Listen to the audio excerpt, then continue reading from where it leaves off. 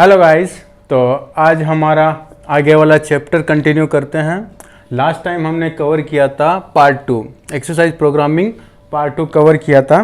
तो आज हम जितनी भी एक्सरसाइज है उसमें से कौन सी एक्सरसाइज करेक्ट है वो सेलेक्ट करने वाला टॉपिक्स कवर करने वाले हैं। तो अभी आज हम लोअर बॉडी से रिलेटेड सारी एक्सरसाइज को लिस्टेड करेंगे। ओके, लोअर बॉडी एक्सरसाइज, क्योंकि सारा एक्सरसाइज एक साथ कवर नहीं हो सकता तो हम ऐसे पार्ट पार्ट में करेंगे। तो एक बार लोअर बॉडी कवर कर लेते हैं, फिर अपर बॉडी के लिए हम अगला चैप्टर क्लियर करेंगे। ओके, तो ये देखते हैं कि लोअर बॉडी में कितनी सारी एक्सरसाइज, कितने सारे वेरिएशंस आपको मिल रहे हैं।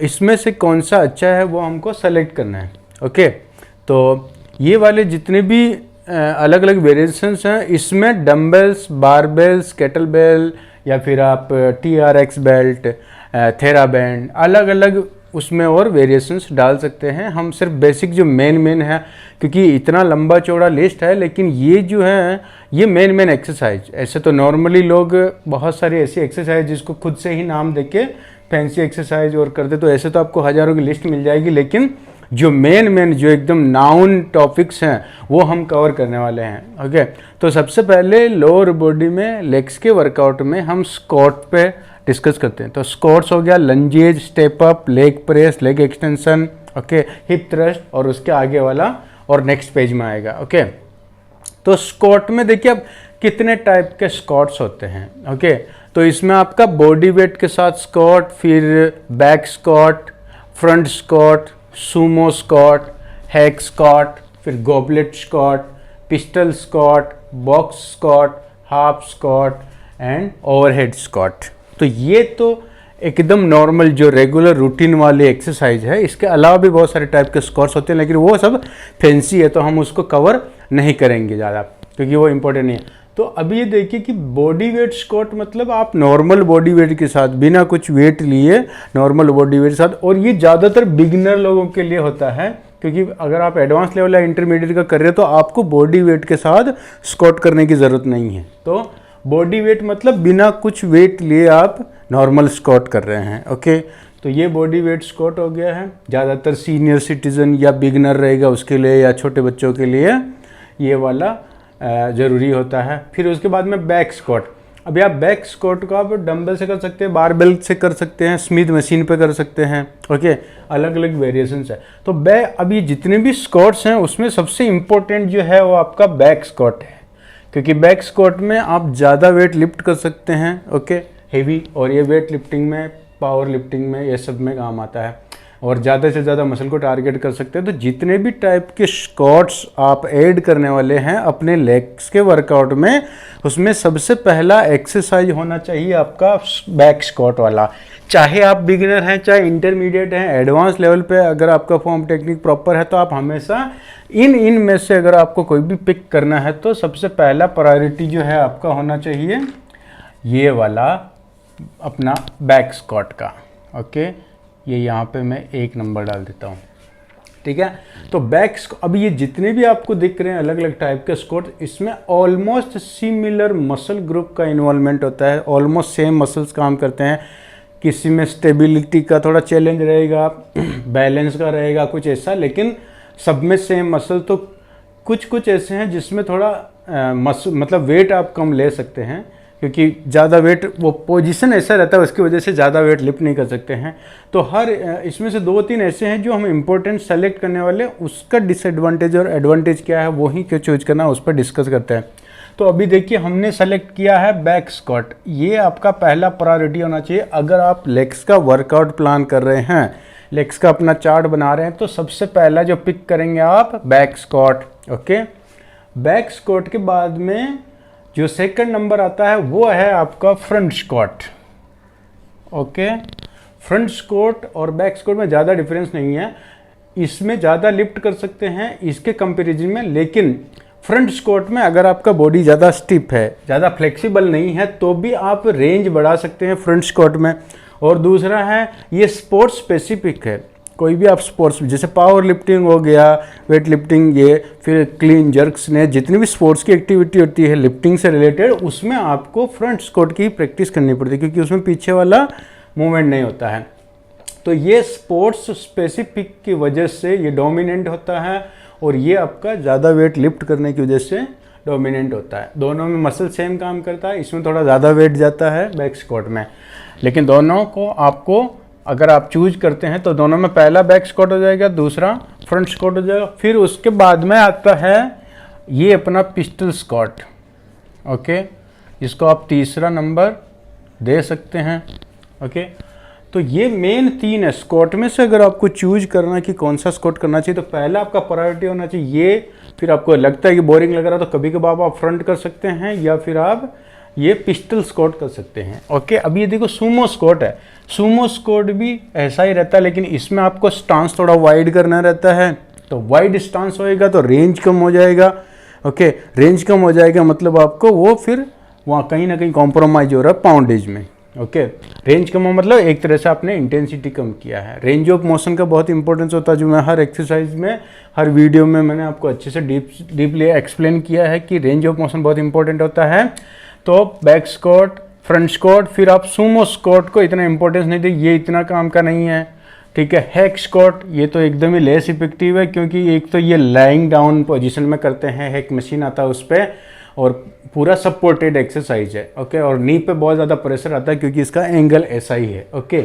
तो हैक स्क्वाट नहीं करना। फिर गॉबलेट स्क्रॉल, ये ड्रामा वैसा ही फ्रंट स्क्वाट में, इसमें ज़्यादा फर्क नहीं है। गॉबलेट स्क्रॉल का मतलब आपको वेट को आगे की तरफ यहाँ पे पकड़ के फिर मूवमेंट करना, चाहे आपने कैटल बेल पकड़ा है या फिर आपने डंबल पकड़ा है, प्लेट पकड़ा है, कुछ भी जो भी आपने ऑब्जेक्ट लिया है रेजिस्टेंस के लिए, ये गॉबलेट में आता है। तो ये भी करने की ज़रूरत नहीं है। फिर इसके बाद में पिस्टल, ये तो पिस्टल स्क्वाट तो कवर हो गया, ये मेरा फेवरेट है, ओके। क्योंकि देखो पिस्टल स्क्वाट और ये दोनों में क्या डिफरेंस है, इसमें जो डिफरेंस था वो बता दिया कि ये इसमें वेट आगे की तरफ रहता है, होल्ड करना रहता है, चाहे आप डंबल के साथ करें या बारबेल के साथ करें, आगे वेट होल्ड करना रहता है। इसमें वेट पीछे आपका ट्रेपेजिस पे रहता है इसमें ज़्यादा वेट जाएगा, इसमें थोड़ा सा कम जाएगा। ये स्पोर्ट स्पेसिफिक है, ये स्पोर्ट स्पेसिफिक नहीं है। और ये स्पेशली वुमेन के लिए ज़्यादा अच्छा रहता है, क्योंकि ये लोअर बैक को ज़्यादा स्ट्रॉन्ग करता है, क्योंकि वेट आगे रहता है। तो उनको जो प्रेगनेंसी के टाइम पे ट्रिमेस्टर, लास्ट जो ट्रिमेस्टर रहता है उसमें बहुत ज़्यादा वेट आगे की तरफ रहता है बेली का, तो लोअर बैक में बहुत दर्द होता है। तो अगर शुरू से उनका ये वाला प्रैक्टिस अच्छा रहेगा कि आगे वेट को कैसा होल्ड करना है, तो उनका लोअर बैक स्ट्रांग हो जाएगा, तो बाद में उनको प्रेगनेंसी पीरियड में ये हेल्प करेगा बहुत ज़्यादा। तो 3 ऐसे रीजन हैं जिसकी वजह से फ्रंट स्क्वाट डोमिनेंट है।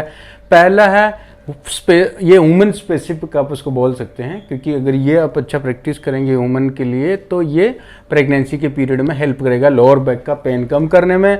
दूसरा स्पोर्ट्स स्पेसिफिक है और तीसरा रेंज ऑफ मोशन, इसमें ये आप ज़्यादा बैठ सकते हैं। अगर आपका बॉडी स्टिफ है तो भी क्योंकि इसमें बॉडी अपराइट रहता है, बैक स्क्वाट में थोड़ा पीछे की तरफ झुका, आगे की तरफ झुका रहता है, सॉरी, ऐसा पकड़ते ना वेट, तो ये ज़्यादा खींचता है पीछे वाला एरिया। इसमें स्ट्रेट रहता तो थोड़ा और नीचे बॉटम में जा सकते हैं अगर बॉडी स्टिफ भी रहेगा। जैसे आपने देखा रहेगा कुछ लोग हील के नीचे लगाते हैं, कुछ ऐसा पैड लगाते हैं जिसे हील थोड़ा ऊपर होएगा तो और ज़्यादा रेंज आएगा। सेम वो, चाहे वह हील के नीचे कुछ पैड लगाएं या फिर बॉडी को थोड़ा सीधा करें, आपको पीछे रेंज में हेल्प करता है, ओके। पिस्टल स्क्वाट में क्या होएगा, देखो इसमें ग्लूटियल ग्रुप का आपका जो ग्लूटियल मैक्सिमस है मेन, वो क्वाड्रिसेप और हैमस्ट्रिंग काम कर रहा, इसमें भी सेम काम कर रहा। इसमें थोड़ा और प्लस पॉइंट ये है कि ग्लूटियल ग्रुप जो है उसमें 3 मसल होते हैं बड़े बड़े, ओके। एक मैक्सिमस होएगा, फिर मीडियस, मिनिमस। तो जो मीडियस और मिनिमस है उनका काम है स्टेबल करने का, आपकी हिप को स्टेबल करने का। तो ये स्टेबिलाइजिंग के पर्पज़ से, बैलेंस करने के पर्पज़ से ये ज़्यादा बेनिफिशियल है। एक लेग पे आप स्क्वाट मारते हैं तो बॉडी को बैलेंस करना सिखाता है वो वाला मसल ग्रुप। तो ये इसकी इस पर्टिकुलर फीचर की वजह से ये टॉप 3 में आएगा, ओके। फिर उसके बाद में बॉक्स स्क्वाट, मतलब बॉक्स के ऊपर ऐसा बैठ के, ठीक है। हाफ स्क्वाट मतलब 90 डिग्री, आप पूरा नहीं बैठेंगे रेंज में, 90 डिग्री का रहेगा। तो 90 डिग्री का उनके लिए जिनको बहुत ही ज़्यादा प्रॉब्लम है, चाहे लोअर बैक का प्रॉब्लम है या स्टिफनेस का, पूरा बॉडी एकदम जाम है, तो उनके लिए ठीक है half range. Otherwise half range का कोई भी मतलब नहीं है, उससे कोई भी बेनिफिट नहीं होने वाला है, क्योंकि जो बॉटम रेंज है उसमें सबसे ज़्यादा मसल फाइबर एक्टिव होता है। और जब आप हाफ रेंज करते हैं तो कनेक्टिव टिश्यू पे ज़्यादा लोड आता है, क्योंकि हाफ रेंज में आपको इतना एफर्ट नहीं डालना। आप जितना हमारा कैपेसिटी होता है हम उसका डबल वेट ले सकते हैं अगर हाफ स्क्वाट ही मारना है तो। लेकिन जो हाफ स्क्वाट अगर समझो कोई 50 किलो से कर रहा है तो वो फिर बॉटम में नहीं जा पाएगा 50 किलो के साथ में। इसका मतलब क्या है कि उनका कैपेसिटी 50 किलो का नहीं है, लेकिन कहीं ना कहीं वेट की रेंज ऑफ मोशन जो है उसमें कॉम्प्रोमाइज़ करके वो 50 किलो लिया है, राइट। तो ये वेट अगर आप फुल रेंज में नहीं मार रहे तो फिर वो कितना ही वेट लें उसका उतना बेनिफिट नहीं, वो इंजरी ओरिएंटेड हो जाता है फिर। तो ये हाफ स्क्वाट भी इतना यूजफुल नहीं है। फिर ओवरहेड स्क्वाट, इसका प्रैक्टिस अगर आप स्पोर्ट्स से रिलेटेड हैं तो ये इसके साथ में काम करता है, फ्रंट स्क्वाट के साथ ये वाला भी काम करता है, क्योंकि जब आप क्लीन जैक करते हैं तो ये इसका मिमिक्री होता है। तो स्पोर्ट्स के पर्पज से ओवरहेड स्क्वाट, और दूसरा अगर आपका फ्लेक्सिबिलिटी अच्छा है तो आप कभी कभार ये वाला कर सकते हैं, क्योंकि इसके लिए एकदम परफेक्ट फ्लेक्सिबिलिटी चाहिए। आपका ये वाला पोर्शन शोल्डर का फ्लेक्शन वाला मूवमेंट फुल रेंज होना चाहिए, और आपका लोअर बैक का और हैमस्ट्रिंग का, तभी आप ओवरहेड प्रॉपर कर पाएंगे, नहीं तो लोअर बैक में पेन होने के चांसेस हैं। तो स्क्वाट वाले इस चैप्टर में सबसे पहला अपना ये हो गया बैक स्क्वाट, सेकंड हो गया फ्रंट स्क्वाट, थर्ड हो गया पिस्टल स्क्वाट, ठीक है। अब इसके अलावा ये 4th नंबर पर आता है आपका ओवरहेड, ओके। तो सबसे पहले तो अगर आप बिगिनर हैं तो आपको एक ही वेरिएशन लेना, ज़्यादा लेने की जरूरत नहीं, कोई भी एक स्क्वाट, ये बैक स्क्वाट ले लिया। एडवांस ले, आप इंटरमीडिएट हैं तो इसमें एक और स्क्वाट ऐड कर लिया, जैसे फ्रंट ऐड कर लिया, या ये तो मैंडेटरी रखिए, इसके साथ में या तो फ्रंट ले लीजिए, या 3rd नंबर का पिस्टल ले लीजिए, या फिर 4th नंबर का ओवरहेड। तो इस तरह से जितने भी टाइप के स्क्वाट्स एक्सरसाइज हैं, स्क्वाट्स के वेरिएशंस हैं, उनमें से आपको कौन सा पिक करना है ये अभी आप समझ गए कि इतने सारे होते हैं। लेकिन आपको कोई भी फैंसी वर्कआउट नहीं करना है, ऐसा वर्कआउट जिसमें आप एनर्जी और टाइम डाल रहे हैं तो आपका आउटपुट वैसा होना चाहिए, ओके। कम से कम रिस्क और ज़्यादा से ज़्यादा बेनिफिट हो, ओके। तो ये अपना हो गया स्क्वाट। अभी 2nd नंबर का टॉपिक आता है लंजेज, ओके। लंजेज और स्टेप अप में क्या डिफरेंस है? दोनों सिमिलर है, लेकिन ये लंजेज में और स्टेप अप में वही मसल काम करता है जो स्क्वाट में करता है, लेकिन स्क्वाट के अलावा इसमें जो 2 एडिशनल मसल्स हैं, जैसे ग्लूटियल ग्रुप का जो ग्लूटियस मैक्सिमस है, जो ग्लूट्स बाहर वाला, वो इनमें काम करता है, लेकिन इनमें उसके साथ में ग्लूटियल ग्रुप का जो मैक्सिमस मसल है उसके नीचे छोटे वाले 2 मसल हैं, मीडियस और मिनिमस, जिनका काम मोस्टली स्टेबल करने का रहता है, हिप को स्टेबलाइज करने का। तो ये दोनों में वो एक्टिव रहता है, लंजेज और स्टेप अप में, लेकिन इसमें पार्शियली रहता है और इसमें फुल टाइम रहता है, क्योंकि ये लंजेज करते टाइम आपका लेग पार्शियली हवा में रहेगा, फिर रखेंगे फिर पार्शियली। इसमें फुल टाइम पूरा रेंज ऑफ मोशन, पूरा रिपीटिशन खत्म करने तक ये हवा में रहेगा पैर, तो इसमें ज़्यादा चैलेंजिंग है। तो ये दोनों में इतना सा डिफरेंस है। तो जो बिगिनर है उनके लिए लंजेज, और जो लंजेज इजीली कर सकते हैं फिर उनको स्टेप अप ट्राई करना चाहिए। ये समझो लंजेज का एक एडवांस फॉर्म है, ये एडवांस लेवल है लंजेज का, ओके। एक अपने लास्ट टाइम एक वीडियो बनाया था लंजेज वर्सेस स्टेप अप, कौन सा बेटर है, उसमें मैंने अच्छा एकदम डिटेल से डिस्कस किया हर चीज़। आप एक बार प्लेलिस्ट में जाके देखिए, लेग्स वाले एक्सरसाइज की प्लेलिस्ट में आपको ये डिटेल पूरा अच्छे मिल जाएगा, और एकदम इजीली मैंने एक्सप्लेन किया है उसमें। तो अभी देखो लंजेज में कितने टाइप के लंजेज होते हैं, static lunges, plyometric lunges, reverse lunges, Bulgarian lunges, okay, और फिर लेटरल लंजेज, कर्टसी लंजेज और जंपिंग लंजेज। अब इसमें से आपको कौन सा पिक करना है ये इंपॉर्टेंट है, ओके। तो स्टैटिक लंजेज का मतलब होता है आप दोनों पैर आगे पीछे किया है और सीधा नीचे ऊपर हो रहे हैं। अब इसमें पैर आगे पीछे उठा नहीं रहे हैं, सिर्फ एक ही जगह पे, तो ये स्क्वाट जैसा हो गया। इसको पता नहीं क्यों लंजेज बोलते हैं, क्योंकि आप वाइड करके स्टांस को वाइड करके बैठे या फिर ऐसे वाइड करके बैठे उठें, सेम ही स्क्वाट का मिमिक्री हो रहा है। तो लंजेज क्यों करते हैं, इसका पर्पज़ क्या है कि आपका एक पैर पार्शियली या फुल टाइम हवा में रहना चाहिए ताकि बॉडी को स्टेबिलिटी का चैलेंज मिले। तो ये तो करना ही नहीं है क्योंकि इसका कुछ फ़ायदा नहीं है। प्लायोमेट्रिक क्या होता है, इसमें स्टैटिक का ये एडवांस आगे का, स्टैटिक में दोनों पैर फिक्स रहता है, सिर्फ आपको ऊपर नीचे होना है। प्लायोमेट्रिक में हर बार आपको पैर आगे ले जाना फिर पीछे लाना, आगे ले जाना फिर पीछे लाना, ये प्लायोमेट्रिक हो गया, मूवमेंट वाला लंजेज। ये थोड़ा सा इससे बेटर है, ओके। रिवर्स लंजेज और ये प्लायोमेट्रिक में कुछ फर्क नहीं है, चाहे पैर आगे लेके जाएं पीछे आएँ या यहाँ से एक पैर पीछे ले जाएं वापस आगे लाएं, राइट। तो ये दोनों, इसमें पैर आप आगे की तरफ स्टेप कर रहे हैं और इसमें पीछे की तरफ, वेट तो बराबर ही जा रहा है, तो ये दोनों सिमिलर हैं। ओके, तो ये इतना फंक्शनल नहीं है, क्योंकि हम डेली लाइफ में जो भी काम करते हैं तो आगे का स्टेप लेते हैं, पीछे जाने वाला बहुत कम चांस में ऐसा होता है। तो इन दोनों में कंपेयर करेंगे तो ये पहला नंबर पर आता है। बुल्गेरियन ये बहुत ही फैंसी वर्ड है और फैंसी एक्सरसाइज है, लेकिन मैं इसको ज़्यादा इंपॉर्टेंस नहीं देता हूँ। क्यों? क्योंकि ये वाला जो लंजे जब हम करते हैं तो इसमें क्या होता है, एक पैर को पीछे बेंच पर रखना होता है और एक पैर पर आगे की तरफ ऐसा लंजेज करते हैं।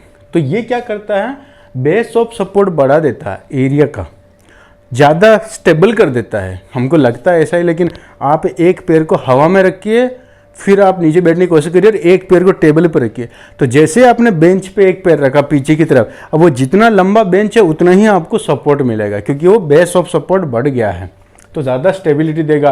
तो ये भी यूजफुल नहीं है, तो इसकी ज़रूरत नहीं है, रिवर्स की ज़रूरत नहीं है, स्टैटिक की ज़रूरत नहीं है। अब लेटरल लंजेज ये वाला, ओके, एक साइड बैठेंगे फिर खड़े होंगे फिर दूसरी साइड बैठेंगे, तो ये भी फंक्शनल नहीं है, डेली रूटीन में नहीं आता। ये वार्म अप में भी आपका ये हो जाता है, तो ये आपको करने की ज़रूरत नहीं है। ओके, लेटरल लंजेज को भी आप हटा दीजिए। ओके, और फिर एक कर्टेसी लंजेज, ये भी फैंसी लंजेज, इसको छोड़िए, वो थोड़ा सा फैंसी डांस वाला लंजेज आता है ना, क्रॉस करके लेग्स को, क्रॉस लेग में लंजेज करने का। ओके, ऐसा वाला वॉकिंग, वो क्रॉस लंजेज जो होता है उसका कुछ फ़ायदा नहीं है, क्योंकि ये पोजीशन को और डिस्टर्ब करेगा, आप प्रॉपर कर नहीं पाएंगे और इसका कुछ फ़ायदा नहीं, इंटेंसिटी के साथ नहीं कर सकते हैं और ये प्रॉपर स्टेबिलिटी नहीं देगा। और जंपिंग लंजेज भी आपको नहीं करना है, क्योंकि ये फंक्शनल ट्रेनिंग का एक फॉर्म है। अगर आप फंक्शनल ट्रेनिंग कर रहे हैं तभी उसमें ऐड कर सकते हैं, और उसमें भी आपको नी का ध्यान में रखना है। अगर आपको नी जॉइंट में, एंकल जॉइंट में कोई भी प्रॉब्लम नहीं है पहले से, तो आप जंपिंग लंजेज करिए, नहीं तो आपको जंपिंग लंजेज भी अवॉइड करना है। ओके गाइस, तो अभी देखो लंजेज में क्लियर हो गया, स्टैटिक लंजेज नहीं करना है और रिवर्स लंजेज नहीं करना है, बुल्गेरियन नहीं करना, लेटरल नहीं करना है, कर्टेसी नहीं करना है, जंपिंग नहीं करना। तो क्या बचा है अपने पास, प्लायोमेट्रिक। ये थोड़ा सा इफेक्टिव है।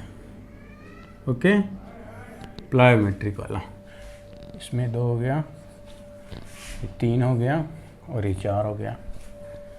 ओके, अभी अब ये इसमें जो इम्पोर्टेंट है वो हम यहाँ मैं अलग से मार्किंग कर देता हूँ।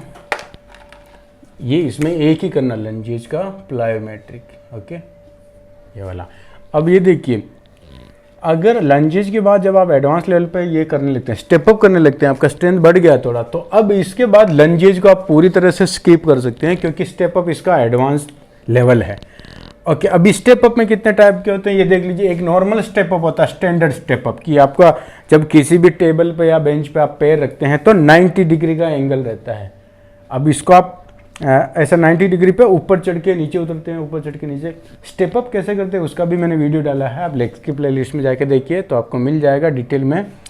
ये जितने भी एक्सरसाइज हैं सबका एक एक एक्सरसाइज का मैंने स्पेसिफिक पूरा डिटेल में डाला है, कि ये कैसे करना चाहिए, क्या फॉर्म रहेगा। ओके, हर चीज़ आप सीख सकते हैं वहाँ पे जाके, हर एक एक्सरसाइज को। यहाँ सिर्फ हम ये देख रहे हैं कि कौन सा कब करना है, आपको लिस्ट कैसे बनाना है, अपना वर्कआउट प्लान कैसे करना है, आपको एक्सरसाइज कैसे पिक करना है, कि कौन सा एक्सरसाइज ज़्यादा अच्छा रहता है। ये हमारा जो मेन टॉपिक है कवर करने का। अब देखिए स्टेप अप में क्या हो गया, स्टैंडर्ड, हाई और लेटरल। लेटरल मतलब आपको चढ़ना है ऊपरी, लेकिन साइड से एक पैर आप टेबल की, बेंच की साइड में आ जाएंगे। इसमें क्या रहेगा, आप भी बेंच के बीच में खड़े हैं ऊपर नीचे, और इसमें ना साइड से एक आपका हाफ पोर्शन आउट रहेगा, बेंच की साइड में आपका पैर रहेगा। ऐसे आप साइड से नीचे उतर के वापस चढ़ेंगे, इतना सा फर्क है। तो लेटरल का कोई मीनिंग नहीं है। ओके, हाई जंप ये सबसे इंपॉर्टेंट है, ये आपको ध्यान में रखना। ये मेरा ऑल टाइम फेवरेट एक्सरसाइज है। ओके, इसको आप 1 नंबर में डालिए। ओके, हाई जंप का मतलब होता है कि आपको इतनी हाइट लेनी है कि उस पे चढ़ने के बाद, उस बॉक्स पे चढ़ने के बाद जब आप एक पैर ऊपर रखे दूसरे एक पैर पे बैठेंगे ना, तो दूसरा पैर, नीचे वाला जो पैर है वो फ्लोर पे टच नहीं होना चाहिए। ओके, पूरा एक पैर पे बैठ के वापस उसी पैर पे खड़ा होना है, और वो जो नॉन वर्किंग लेग है वो आपका फ्लोर पे टच नहीं होना चाहिए। ओके, ये आपको ध्यान में रखना। तो ये सबसे डिफिकल्ट है लेकिन सबसे इफेक्टिव है। तो स्टेप अप अगर आपको करना है तो ये आपका प्रायोरिटी होना चाहिए। ओके गाइज, अब आपको ये कन्फ्यूज़न क्लियर हो गया कि भाई स्क्वाट में कौन सा लेना है, क्यों लेना है, तो जो अवॉइड करना है वो क्यों अवॉइड करना है, लंजेज में कौन सा अच्छा है, स्टेप अप में कौन सा अच्छा है, राइट। अब आता है लेग प्रेस। तो लेग प्रेस और लेग एक्सटेंड दोनों एक्सरसाइज आप अपने दिमाग से निकाल दीजिए, क्योंकि ये दोनों एक्सरसाइज एकदम लेस इफेक्टिव। ये समझिए कि आपका 90% एफर्ट डाला और 10% आपको आउटपुट मिला है। ओके, तो ये चीज़ आपको ध्यान में रखना। लेग प्रेस का कुछ फ़ायदा नहीं है लेग एक्सरसाइज, क्योंकि दोनों सपोर्टेड एक्सरसाइज हैं। ओके, अभी हम और अच्छे से डिटेल से डिस्कस करेंगे। पहले देख लेते हैं कि लेग प्रेस में कितने वेरिएशंस होते हैं। एक होता है 45 डिग्री। ओके, 45 डिग्री मतलब आपने देखा है कि ऐसा तिरछा वाला लेग प्रेस होता है, इसमें प्लेट डाल के ये वाला मूवमेंट करते हैं, राइट। तो 45 डिग्री वाला इफेक्टिव नहीं है, क्योंकि इसमें आप अगर 100 किलो वेट डालते हैं और ऐसा करते हैं तो वो 60 या 65 किलो ही काउंट होगा, क्योंकि इसका एंगल ऐसा है, टेंजेंट एंगल है। ये ग्रेविटी की लाइन में सीधा ऊपर पुश नहीं करता, अप डाउन नहीं होता, तिरछा जाता है। तो ये तिरछा जाता है, जिसकी वजह से आप ज़्यादा वेट इसमें मार सकते हैं, ठीक है। क्योंकि आपने देखा रहेगा ये सबसे पॉपुलर एक्सरसाइज होता है जिम में शो ऑफ करने के लिए। इसमें आप बहुत ज़्यादा दबा के वेट मार सकते, जितना स्क्वाट में उठा रहे उसका 4 गुना आप लेग प्रेस पे मार सकते हैं, कर सकते हैं। क्यों? क्योंकि इसका एंगल ऐसा है कि हमको लगता नहीं है, जितना आपने 200 किलो भी डाला तो आप ऑलमोस्ट 70-80 किलो ही मार पा रहे हैं, राइट। इसलिए ये एक्सरसाइज आपको स्किप करना है। दूसरा वर्टिकल, ये पुराना ओल्ड डेटेड मशीन आता था एक, जिसमें हम नीचे लेट के पैर को ऊपर खड़ा करके 90 डिग्री हिप में एंगल रख के ऐसा वेट को ऊपर नीचे पुश करते थे। तो इसमें क्या होता है, जब लेग्स ऊपर रहेगा ऐसा, तो ब्लड सर्कुलेशन जो है ना वो डिफिकल्ट होता है। हार्ट इतना वर्टिकल पंप नहीं कर पाएगा वेट के साथ में। एक तो लेग्स एलिवेटेड है पूरा एकदम 90 डिग्री और ऊपर से वेट है, तो उस मोमेंट में हार्ट को ब्लड सर्कुलेट करना एकदम वर्टिकल थोड़ा डिफिकल्ट होता है। इसलिए आप ब्लड सप्लाई प्रॉपर नहीं होने की वजह से थक जाता है मसल थकने से पहले, क्योंकि मसल का कैपेसिटी ज़्यादा परफॉर्म कर सकता है, लेकिन वो एंगल ऐसा है जिसकी वजह से, और ये इंजरी ओरिएंटेड भी, कभी कभी वो कोलैप्स हो जाता है, लॉक प्रॉपर नहीं लगता है तो सारा वेट ऊपर आ सकता है। तो ये आपको करने की ज़रूरत नहीं है वर्टिकल वाला। ओके, और एक ये है हॉरिजॉन्टल। जो मशीन होता है, मशीन में आप सामने बैठ के मशीन को सामने प्रेस करते हैं। ओके, ये प्लेट लोडेड नहीं आता, ये वो स्टैक वाला जो प्लेट आता है उसमें रहता है। तो आप ऐसे प्लेट में पिन लगाएंगे और सामने ऐसा पुश होता है, एकदम ऐसा इस लाइन में हॉरिजॉन्टल वे में मूवमेंट होता है उसका। ओके, तो आप समझ गए ये वाला लेग प्रेस जो नॉर्मली करना चाहिए, लेकिन बहुत कम जिम में आपको ये मशीन मिलता है। वर्टिकल मशीन पुराना ज़माना का हो गया, 45 डिग्री वाला ज़्यादा ये ज़्यादा रखते हैं, हर जिम में आपको ये मशीन अवेलेबल हो जाएगा। तो आपको वैसे तो लेग प्रेस नहीं करना, लेकिन इसमें भी करना तो हॉरिजॉन्टल, और हॉरिजॉन्टल में भी आप चाहें तो आइसोलेशन वाला कर सकते हैं। ये आइसोलेटरल है। आइसोलेटरल का मतलब आप जैसे एक लेग से सिंगल लेग से कर रहे हैं, ओके, ये कर सकते हैं। लेकिन हॉरिजॉन्टल मशीन है जिस पे आइसोलेटरल करना, इससे बेटर है एक मशीन आता है एडवांस लेवल का, अगर जिम में वो अवेलेबल है तो सबसे बेस्ट है। उसको बोलते हैं, इसमें दे नहीं रखा है, ओके, ये आइसोलेटर को मैं क्लियर करता हूँ। ये ऐसा मशीन होता है लेग प्रेस का जिसके 2 पार्ट होते हैं। ओके, ये 2 पैड हैं। अभी आइसोलेटर में क्या होएगा, दोनों आप जब लेग प्रेस मशीन को ऐसे पुश करते हैं ना तो दोनों सेपरेट होता है, बीच में से कटा हुआ रहता है। वो जो पैड है वो सेपरेट पैड होता है हर एक लेग का। तो अगर आपने एक लेग को पुश किया तो सिर्फ एक ही लेग वाला साइड का आगे जाएगा, फिर दूसरी वाले को किया तो दूसरा, ऐसा इंडिविजुअल मूवमेंट होता है। लेग प्रेस है लेकिन वो बीच में से कटा हुआ है, सेपरेट पैड होता है। दोनों के साथ में पुश कर सकते हैं, लेकिन वो सेपरेट इंडिविजुअली एक दूसरे पर डिपेंडेंट नहीं होगा, एकदम अलग से होगा। तो ये आइसोलेटरल मूवमेंट उस मशीन पे होएगा। ओके, तो ये सबसे बेस्ट, अगर आपको लेग प्रेस चूज करना तो ये पहला आपका प्रायोरिटी होना चाहिए। आइसोलेटरल मतलब दोनों लिम्ब काम कर रहे हैं एक साथ में, लेकिन इंडिविजुअल, एक दूसरे पर डिपेंडेंट नहीं है। इससे क्या होगा, सिमेट्रिकल डेवलपमेंट होगा। दोनों लेग के बीच में जो गैप है, एक स्ट्रांग है एक वीक है थोड़ा, वो डिफरेंस खत्म होता है अगर आप ये वाला करेंगे तो। और दूसरा हो गया ये प्लायोमेट्रिक। प्लायोमेट्रिक में क्या होता है, आप एकदम फास्ट पुश करते हैं फिर स्लोली नीचे लाएंगे, फास्ट पुश करेंगे नीचे लाएंगे। वो स्पोर्ट्स, कुछ पर्टिकुलर स्पोर्ट्स का एक मूवमेंट होता है जो करवाते हैं, लेकिन ये इतना इफेक्टिव नहीं है। ओके, क्योंकि इसका क्या, अगर आप एकदम फास्ट किए हैं और फिर स्लोली नीचे ला रहे तो जब फास्ट किए हैं तो वो एक स्पीड से गया है, तो वहाँ आपको कहीं ना कहीं वो स्पीड की वजह से कॉम्प्रोमाइज़ हुआ। मतलब आपने जैसे किसी भी चीज़ को हम एकदम स्विंग करते हैं ना तो इतना एफर्ट नहीं लगता है। और दूसरा, जब वापस पीछे आ रहा स्लो तो उसमें क्या ड्यूरेशन बढ़ रहा है, ड्यूरेशन बढ़ रहा है मतलब आपकी बॉडी में लैक्टिक एसिड बढ़ रहा है, तो बर्निंग सेंसेशन फील होएगा, तो वो मसल के परफॉर्मेंस से पहले ही थका देगा। तो वो मसल ब्रेकडाउन की वजह से नहीं थक रहा है, जो भी आप परफॉर्म कर रहे हैं वो लैक्टिक एसिड और हाइड्रोजन आयन की वजह से, जो केमिकल बाई प्रोडक्ट होता है उसका लेवल बढ़ जाता है ब्लड में, इसकी वजह से वो फिर थकान आती है। तो ये प्लायोमेट्रिक भी इम्पोर्टेंट नहीं है। ओके, हॉरिजॉन्टल इसके बाद वाला सेकंड ऑप्शन है। ओके, तो अभी आपको ये देखना है कि ये जो अगर आइसोलेटरल मशीन जिम में नहीं है तो इसको आप हॉरिजॉन्टल पे सिंगल लेग से कर सकते हैं। ओके, सिंगल लेग, एक एक लेग करके इसको हॉरिजॉन्टल को आइसोलेटरल बना सकते हैं, वैसा मशीन बना सकते हैं। ये मशीन में दोनों एक साथ करेंगे तो भी सेपरेट, अगर ऐसा मशीन नहीं है तो फिर आप हॉरिजॉन्टल मशीन जो आता है उस पर एक पैर से किया फिर दूसरे पैर से किया। ओके, सिंगल लेग जिसको बोलते हैं। तो ये लेग प्रेस का डिटेल हो गया है कि इतने सारे वेरिएशंस में आपको कौन सा चूज करना है। आइसोलेटर अगर अवेलेबल है तो ये बहुत ही महंगा मशीन आता है, बहुत रेयरली किसी जिम में मिलेगा आपको, ये ज़्यादातर फॉरेन कंट्री में होता है, यहाँ पे इंडिया में मैंने कभी देखा नहीं है। और फिर ये अगर नहीं अवेलेबल तो इस हॉरिजॉन्टल पे आपको ये 1 बाय 1 करना है। ओके, अपना लेग प्रेस खत्म हो गया चैप्टर। तो लेग प्रेस वैसे तो आपको सजेशन में है ही नहीं, फिर भी आपको करना है तो लेग प्रेस में कौन सा करना है ये आपका कॉन्सेप्ट क्लियर हो गया। अब आता लेग एक्सटेंशन, ये सिंगल जॉइंट मूवमेंट है। यहाँ पे देखो क्या हो रहा है, ये 3 एक्सरसाइज के बाद में यहाँ जब आके आप कर रहे हैं तो यहाँ क्या कॉम्प्रोमाइज हो रहा, यहाँ आपका सीट हिप जो है रेस्टेड पोजीशन में, तो यहाँ पे आपका जो मूवमेंट हो रहा है उसमें वो जो कोर को चैलेंज मिल रहा था तीनों में, जो यहाँ पर नहीं मिल रहा। फिर अब देखो और कैसे डिग्रेड हो रहा है। यहाँ चलो फिर भी ठीक था कि आपका क्वाड्रिसेप काम कर रहा है, आपका ग्लूटियल ग्रुप काम कर रहा है, हैमस्ट्रिंग काम कर रहा है। यहाँ जाने के बाद तो आपका सिर्फ क्वाड्रिसेप काम कर रहा है। अब यहाँ पे आपका ग्लूट्स जो काम कर रहा था चारों में वही बंद हो गया।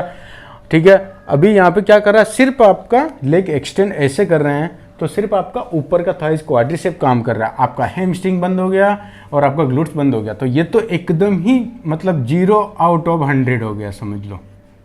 ठीक है, तो ये लेग एक्सटेंशन करना नहीं है, ये सिर्फ फिजियो वाले के लिए काम आता है। फिर भी अगर आपको लेग एक्सटेंशन का नॉलेज चाहिए, इसमें देखना है कि क्या है, तो इसमें 2-3 वेरिएशन है। देखो, स्टैंडर्ड वेरिएशन एक नॉर्मल वाला करते हैं। ओके, दूसरा है आइसोलेटरल।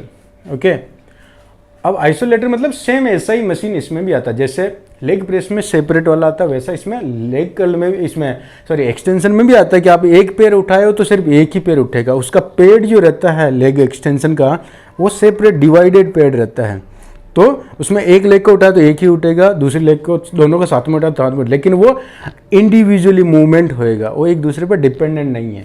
तो आपको अगर इनमें से चाहिए तो आपको ये इसको 1 नंबर मार्क देना है। ठीक है, आइसोलेटरल हमेशा सेलेक्ट करेंगे। यूनिलेटरल 1 बाय 1, अगर ये मशीन अवेलेबल नहीं है तो आप यूनिलेटरल कर बना सकते हैं, जो नॉर्मल स्टैंडर्ड है उसको एक लेग, एक सिंगल लेग करके। 2 लेग साथ में करने से अच्छा है आप यूनिलेटरल बनाएं उसको। पोज होता है, उठा के लेग एक्सटेंशन में फिर थोड़ी देर होल्ड किया फिर ड्रॉप किया, फिर उठा के एक्सटेंशन फिर होल्ड किया फिर ड्रॉप किया, ये पोज वाला हो गया। तो उसका कुछ भी एडिशनल बेनिफिट नहीं है, जितना ड्यूरेशन बढ़ेगा सेट में उतना लैक्टिक एसिड बाई प्रोडक्ट निकलेगा, केमिकल निकलेगा, वो बर्निंग सेंसेशन फील कराएगा। मसल ब्रेकडाउन नहीं हो रहा लेकिन वो कहीं ना कहीं कॉम्प्रोमाइज हो रहा है आपके परफॉर्मेंस में। तो आपको क्या करना है, पोज वाला नहीं करना है। ओके, और ये हो गया एंकल वेट वाला। जब आपके पास इतने सारे हेवी वेट के साथ में ट्रेन करने के लिए अवेलेबल है ऑप्शन, तो आपको एंकल वेट क्या ही उखाड़ पाएगा, आपका 5 किलो 4 किलो कितना ही बांध लेंगे। तो लेग्स जैसे हेवी मसल के लिए एंकल वेट का 0 वैल्यू है, तो आपको एंकल वेट वाला वेरिएशन छोड़ देना है, पोज वाला छोड़ देना है। यूनिलेटरल वाला अगर ये मशीन अवेलेबल नहीं है तो फिर आप यूनिलेटरल बना सकते हैं स्टैंडर्ड को।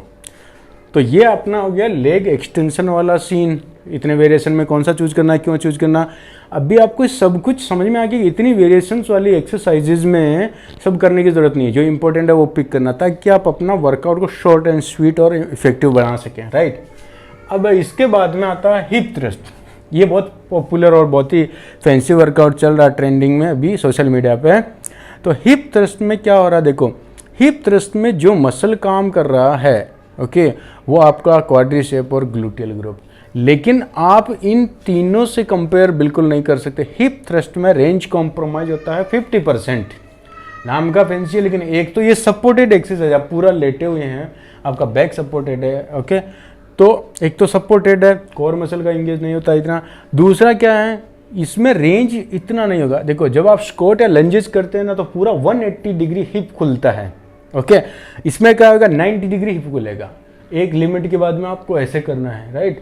तो हिप थ्रस्ट इतना इफेक्टिव एक्सरसाइज नहीं होता है, लेकिन ये बहुत ही पॉपुलर है। तो हिप थ्रस्ट करने की ज़रूरत नहीं है, लेकिन फिर भी आप करते हैं तो इसमें कितने वेरिएशंस होते हैं और उसमें से कौन सा पिक करना है राइट। एक होता है वन लेग वाला होता है, जिसमें एक लेग आप हवा में रखते हैं और दूसरे लेग से ऐसा उठाते हैं। अभी जितने भी मैंने वेरिएशंस बताए इनको आप अलग अलग ऑब्जेक्ट से कर सकते हैं, जैसे मशीन के साथ करें, किसी को बारबेल के साथ, डम्बल के साथ, केटल बेल के साथ, या फिर TRX बेल्ट के साथ, रेजिस्टेंस बैंड के साथ, उसमें आप और भी वेरिएशंस अलग अलग कर सकते हैं। लेकिन आपको ये समझना है कि कौन सा अच्छा है, तभी तो आप कर पाएंगे, ठीक है। तो वन लेग में मतलब एक लेग अगर आप हवा में रखेंगे और हेवी वेट हिप जॉइंट पर रहेगा तो आप कैसे उठा पाएंगे, स्टेबिलिटी नहीं होएगा। जब तक दोनों पैर फ्लोर पे या पेड पे टिका हुआ नहीं रहेगा, हेवी वेट को आप लिफ्ट नहीं कर पाएंगे हिप के थ्रू ओके। तो वन लेग वाला 0 वैल्यू, स्टैंडर्ड नॉर्मल वाला हिप थ्रस्ट आता, तो चलो वो ठीक है। फिर भी अगर आपको हिप थ्रस्ट करना ही है तो आपको ये स्टैंडर्ड वाला करना है। अब हिप थ्रस्ट मैं क्यों सजेस्ट नहीं करता हूँ, क्योंकि एक तो इसमें रेंज कॉम्प्रोमाइज हो रहा, फंक्शनल नहीं है, और दूसरा क्या, हिप का जो जॉइंट है ये ऐसा प्लेसमेंट वेट रखने के लिए नहीं है, ये वेट रखने की जगह नहीं है। बहुत सारे लोग आपने देखा रहेगा आजकल स्क्वाट मारते हैं तो हाथ जो एल्बो का जो जॉइंट है यहाँ पे बारबेल रखते हैं और उस पर वेट डाल के फिर स्क्वाट मारे। जब यहाँ अच्छे से पकड़ सकते हैं, पीछे रख के अच्छे से पकड़ सकते हैं वेट को, तो ये जॉइंट इतना सेंसिटिव है, इस पर वेट रखने, ये वेट रखने की जगह नहीं है ना। फिर भी लोग करके एक वेरिएशन ले रहे हैं। जब इतना हेवी मसल को इससे टारगेट करें और यहाँ सबसे ज़्यादा पेनफुल सिचुएशन है, तो ये तो एकदम मामूगिरी हो गया। तो ये सेम वैसा इधर भी होता है कि हिप थ्रस्ट आप कर रहे हैं, हिप जॉइंट जो है यहाँ ये वेट रखने की जगह नहीं है, आप इसको अच्छे तरीके से हिप को एक्सटेंड करा सकते हैं। तो एक तो रेंज कॉम्प्रोमाइज हो रहा है, ये जो वेट जहाँ रखने का प्लेसमेंट है प्रॉपर नहीं है, इस वजह से हिप थ्रस्ट नहीं करना चाहिए। फिर भी अगर आपको करना है तो ये स्टैंडर्ड वाला आप चूज करेंगे ओके। आइसोमेट्रिक, कुछ लोग हिप थ्रस्ट में एक रिपीटेशन मार के ऊपर होल्ड करते हैं और होल्ड करके 1 मिनट 1.5 मिनट से प्लैंक कैसे होता है वैसा।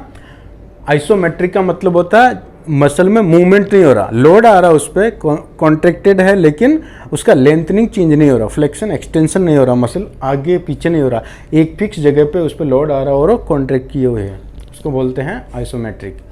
पोज मतलब हर रिपीटेशन के बाद ऊपर थोड़ा सा पोज करना है। और एक होता है केबल पे, कि यहाँ पे बेल्ट बांध के पीछे केबल पुली से कनेक्ट करा के और ये वाला मूवमेंट करते हैं ओके।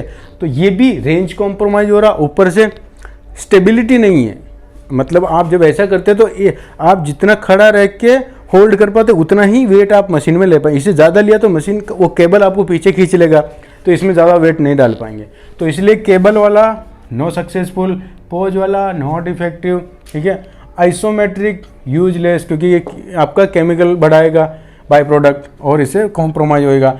तो ये एक स्टैंडर्ड वाला है जो आप कर सकते हैं अगर आपको लेना तो, और ये भी मशीन पे करेंगे ज़्यादा अच्छा। आजकल हिप थ्रस्ट की मशीन्स आती है, इसमें प्रॉपर बेल्ट और कुशन आता है, वेट लगाने का भी सारा सिस्टमेटिक है, तो आप ये वाला कर सकते हैं। तो ये अपना हो गया है हिप थ्रस्ट के बारे में। तो ये क्वाड्रिसेप, स्क्वाट हो गया, lunges, step up, leg press और लेग एक्सटेंशन, हिप थ्रस्ट। अब इसके आगे 2-3 और है, और ये अब तक हम जो भी कर रहे हैं सिर्फ आपका ग्लूटियल ग्रुप, ग्लूट्स का आगे वाली थाइस, क्वाड्रिसेप का और हैमस्ट्रिंग का। अभी हमारा काफ का और लेग कल का बाकी है, तो हम इसके बाद ये मैं डिलीट मार के आपको वो अगले चैप्टर में डालता हूँ, अगला पेज में हम और आगे डिटेल से डिस्कस। ओके गाइस, नेक्स्ट है अपना किक बैक ओके। बस थोड़ा सा ही बचा हुआ है। किक बैक में machines, ankle weight, floor, resistance band, cable, ये वाले वेरिएशन है। तो पहले देखना किक बैक कौन सा होता है। किक बैक मतलब एक मशीन आता है जिसमें ऐसा ग्रिप पकड़ के घुटना फोल्ड रहेगा और पीछे की तरफ एक ऐसा किक बैक करना रहता है। वो कुछ कुछ ब्रांड में वो अवेलेबल है मशीन, बहुत सारी जिम में रहता है वो। तो ये तो मशीन पे कर सकते हैं किक बैक वाला, ओके, या फिर एंकल वेट बांध के भी कर सकते हैं किक बैक। ओके, वो आपको ऐसा फ्लोर पे करना रहता है। नॉर्मल बॉडी वेट के साथ में एक लेग्स को उठा के करें या फिर उस पर एंकल वेट डाल के दोनों फ्लोर पे होएगा। फ्लोर पे ऐसा पोजीशन लेके पाम्स टिकाएंगे, एल्बो नहीं, पाम्स टिकाएंगे, घुटना टिकाएंगे और आपका जो ये पाम्स है ऐसी पोजीशन में रहेगा, शोल्डर के एकदम नीचे, घुटना हिप के एकदम नीचे और एक लेग को पीछे की तरफ किक बैक करेंगे। ओके, आप समझ गए। तो ये एंकल वेट के साथ में या फ्लोर पे नॉर्मल करना है। दूसरा रेजिस्टेंस बैंड के साथ में भी कर सकते हैं, बैंड पैरों में बैंड फंसा के ऐसा किक बैक करने का रहता है, ठीक है।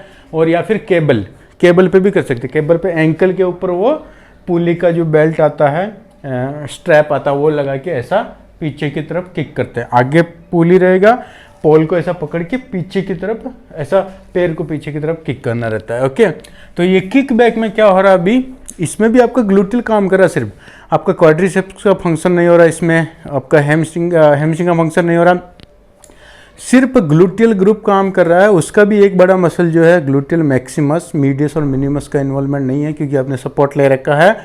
और उसमें भी क्या हो रहा है, देखो हिप का जो ग्लूटियल ग्रुप है उसका काम क्या है, हिप को एक्सटेंड करना। तो ये अगर मैं पूरा बेंड हूँ और मैं ऊपर आ रहा हूँ, इसका मतलब मेरा हिप का एक्सटेंशन का मूवमेंट हो रहा है। लेकिन जब भी हम ये किक बैक करते तो हमारा बॉडी ऑलरेडी, हिप जो है ना 50% तो ऑलरेडी एक्सटेंडेड पीरियड में रहेगा। इसीलिए आप जब खड़े होकर पीछे की तरफ किक ले जाएंगे, घुटना लॉक करके खड़े होकर पीछे की तरफ फेंकने की कोशिश करेंगे तो बहुत कम रेंज में पैर उठेगा क्योंकि ये ऑलरेडी फुल रेंज हो गया। तो इस फुल रेंज में खुलने के बाद और नहीं खुलेगा, लेकिन फिर भी हम किक बैक वाली एक्सरसाइज ऐसे करते हैं। कुछ लोग बॉडी को आगे झुका देंगे तो उनको लगेगा कि किक ज़्यादा पीछे जा रहा है, लेकिन वो सेम ही हो गया ना, बॉडी आगे गया और किक पीछे गया ज़्यादा रेंज। तो एक ही बात है, अगर मैं यहाँ खड़ा रह के करता हूँ तो ज़्यादा पैर पीछे नहीं जाएगा, तो मैं क्या करूँ, बॉडी थोड़ी बेंड करूँगा फिर वो पीछे जाएगा, लेकिन रेंज वही है। वो सब सेल्फ सेटिस्फेक्शन के लिए होता है। तो किक बैक इतना इफेक्टिव नहीं होता है क्योंकि इसमें रेंज कॉम्प्रोमाइज होता है। फिर भी अगर आपको करना रहेगा तो जो एक ऑप्शन बचता है वो है मशीन। ओके, ये वाला मैं आपको देता हूँ टारगेट। किक बैक का एकदम प्रॉपर मशीन आता है जिम के अंदर, तो आप अल्टरनेट रहता है, वो आइसोलेटल मशीन रहता है जिसमें आप एक एक सिंगल करके, एक पैर आपका घुटना प्लेस रहेगा पेड़ पर, दूसरे पैर से किक बैक करेंगे। उसमें ध्यान रखना पड़ता है, कभी कभी पैर फिसल जाता है। तो ये किक बैक वाला एक्सरसाइज भी लेग्स का है, लेकिन ये अवॉइडेबल, आपको ज़रूरत नहीं करने की। फिर आता है एडक्शन एबडक्शन, ग्रोइंग मसल्स के लिए। लेकिन एक्चुअल में जब बड़े मसल को ट्रेन करते हैं हम स्क्वाट वगैरह ये सब में, तो ये जितने भी मसल्स हैं, छोटे छोटे मसल्स हैं आपके हिप के सराउंडिंग में, ग्रोइंग इनसाइड वाले साइड में, लेटरल पोजीशन में, तो ये सब ऑलरेडी उसमें ट्रेन हो जाते हैं। लेकिन फिर भी अगर आपको एडक्शन और एबडक्शन का लेना है तो इसका प्रॉपर मशीन आता है, और वो हर जिम में आपको, ऑलमोस्ट हर जिम में आपको ये मशीन मिलेगा, एडक्शन और एबडक्शन वाला। किसी किसी में कंबाइन आता है कि एक ही मशीन में सिर्फ पेट घुमाना रहता है, उसका डायरेक्शन चेंज करना रहता है, उसी पे आप एडक्शन कर सकते हैं, एबडक्शन कर सकते हैं, या फिर सेपरेट मशीन भी रहता है। एक में सिर्फ एडक्शन होता है, ऐसे बैठ के पैड रहता है, उस पर घुटने से ऐसा पास में लाते हैं फिर दूर जाता है, पास में लाते हैं। एक उसका ऑपोजिट होता है। तो या तो कंबाइन मशीन रहेगा या सेपरेट दो मशीन रहेगा एबडक्शन और एडक्शन के लिए। वो भी आपका लेग से रिलेटेड मसल्स को कवर करता है। तो एडक्शन और एबडक्शन जब आप करते हैं तो ये पहला प्रायोरिटी आपका होना चाहिए मशीन। ओके, फिर सेकंड, इसके बाद में एक केबल हो गया, रेजिस्टेंस बैंड हो गया और एंकल वेट। तो एंकल वेट तो यूजलेस, रेजिस्टेंस बैंड पे उतना इफेक्ट नहीं आएगा। केबल, इसके बाद में केबल बेटर ऑप्शन है, लेकिन केबल में वही खड़े होके अगर आप ऐसा साइड से करेंगे तो भी उतना रेंज नहीं मिलेगा। ओके, तो ये केबल भी आपका सेकंड ऑप्शन पकड़ लीजिए। फर्स्ट ऑप्शन आपका मशीन प्रायोरिटी होना चाहिए। तो वैसे करने की जरूरत नहीं, लेकिन फिर भी अगर आपको एडक्शन एबडक्शन ऐड करना है तो इसमें ये वाला उठाएं। अभी सारी एक्सरसाइज पहले हम इसलिए समझ रहे हैं कि आपको पता होना चाहिए कि ये एक्सरसाइज करना तो कौन सा चूज करना, मशीन डंबल में से वेट कौन सा चूज करना, इसको रेजिस्टेंस देने के लिए सबसे बेस्ट ऑप्शन क्या है। फिर जब हम आगे और जाके वर्कआउट प्लान करेंगे कि ये बिगिनर का वर्कआउट है, ये उनका ये एडवांस लेवल का, तब आपको देखना है कि कौन सा डालें कि नहीं डालें। अंडरस्टैंड? तो कोई भी एक आप मसल ग्रुप का ट्रेनिंग के लिए जो वेरिएशन ले रहे हैं उसमें कितने सारे वेरिएशन है, ये अपना आज का टॉपिक है। लेकिन समझो आपने कोई भी एक बैक एक्सटेंशन लिया जैसे एग्जांपल के, तो बैक एक्सटेंशन में इतने सारे हैं, लेकिन पहले आपको ये चूज करना है कि बैक एक्सटेंशन आपकी लिस्ट में आ रहा है कि नहीं आ रहा, वर्कआउट के प्लान में है कि नहीं है। तो इतने सारे लिस्ट में से पहले जो जो वर्कआउट प्लान में आएगा उसके बाद आप डिसाइड करेंगे कि इसमें से कौन सा लेना है। ओके, तो ये अपना एडक्शन और एबडक्शन हो गया। अब आते हैं बैक एक्सटेंशन पे। बैक एक्सटेंशन और डेडलिफ्ट ये दोनों एक्सरसाइज मोस्टली ज़्यादातर लोग 80% 90% बैक में करते हैं और उनको लगता है कि बैक का एक्सरसाइज है, लेकिन ये एकदम क्लियरली मैं आपको यहाँ पे बोल रहा हूँ कि ये एक्सरसाइज आपको हमेशा लेग्स में लेना है, क्योंकि बैक एक्सटेंशन और डेडलिफ्ट में जो मसल टारगेट है वो सेम मसल का मूवमेंट स्क्वाट डेडलिफ्ट स्क्वाट में होएगा, आपका लेग प्रेस में होएगा, लंजेज स्टेप अप में होएगा। ओके, तो सेम मसल काम करता है, तो ये इसी पार्ट में डालेंगे ताकि आपका ओवर ट्रेनिंग नहीं होएगा।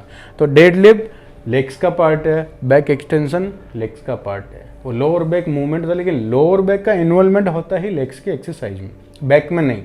बैक का अलग काम, बैक का ऊपर नीचे पुल करना रहता है। ओके, आपका स्पाइन का और लोअर बैक का ज़्यादातर जो इन्वॉल्वमेंट होता है क्योंकि वो हिप से रिलेटेड है और हिप का मूवमेंट सारा लेग्स के थ्रू होता है। ओके, तो अगर आप ये बैक एक्सटेंशन जो रहता है नॉर्मली बिगिनर लोग के लिए रहता है। अगर आपका इसमें लोअर बैक अच्छा स्ट्रेंथ हो गया, लोअर बैक का इंप्रूवमेंट हो गया, तो आप फिर डेड लिफ्ट पे स्विच हो सकते हैं। जैसा हमने लंजेज से कैसा लंजेज का एडवांस फॉर्म स्टेप अप, वैसा ही डेड लिफ्ट का ये पहले का स्टेप है। जब बैक एक्सटेंशन से आपने थोड़ा लोअर बैक स्ट्रॉन्ग कर लिया, इसके बाद आप डेड लिफ्ट पे स्विच कर सकते हैं। तो अभी ये देखना कि बैक एक्सटेंशन में कितने वेरिएशंस होते हैं। ओके, जैसे Superman, machine, dumbbell, barbell, 45 degree stand और गुड मॉर्निंग। तो इसमें सबसे बेस्ट क्या है वो देखना है। सुपरमैन मतलब फ्लोर पे मैट पे लेट के, अगर एकदम बिगिनर है तो सिर्फ एक हाथ उठाएंगे। ओके, अब वो इजी हो गया तो 2 हाथ उठाएंगे। ओके, और वो भी इजी हो गया तो फिर एक cross leg, okay, cross limb करेंगे। एक ये वाला हाथ उठाए तो इसका ऑपोजिट वाला लेग्स उठाएंगे लेटे लेटे ऊपर की तरफ। फिर ये भी इजी हो गया तो फिर दोनों हाथ और दोनों पैर एक साथ उठाएंगे। ये एकदम बेसिक लोअर बैक का वर्कआउट हो गया है, जो ज़्यादातर फिजियोथेरेपी वाले भी कराते हैं बैक को मजबूत करने के लिए, एकदम लोएस्ट इंटेंसिटी वाला। तो ये हो गया है एकदम लो वाला, तो ये इतना इफेक्टिव नहीं है। ठीक है, फिर सेकंड है मशीन। ये सबसे मेरे को अच्छा लगता है। ये इफेक्टिव क्यों है वो समझाता हूँ। मशीन आता है एक प्रॉपर बैक एक्सटेंशन का, ऐसे प्रॉपर आप बैठ के पीछे की तरफ धक्का मारते हो, साइड में वेट लगाते हैं, प्लेट रहता है उसमें पिन लगा के ऐसा पीछे की तरफ लेग एक्सटेंड करते हैं बैक को, पीछे पैड रहता है। ये मशीन आपको मिलेगा जिम में, तो ये सबसे बेस्ट होता है क्योंकि इसमें कंटिन्यूस टेंशन मिलता है। लोअर बैक का जो बैक एक्सटेंशन वाला मूवमेंट है ये आइसोलेशन मूवमेंट है, ये वाला सिर्फ ही का जो हिप जॉइंट का मूवमेंट है।